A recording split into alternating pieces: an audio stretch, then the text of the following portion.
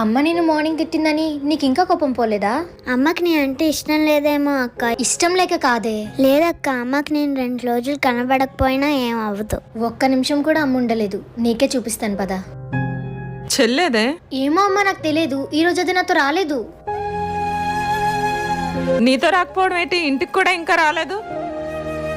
అసలు నీకు బాధ్యత లేకుండా పోతుంది. దాన్ని అలాగ వదిలేసి వచ్చేయడమేనా? బాబు మా చిన్నుని ఏమైనా చూసావా? లేదంటే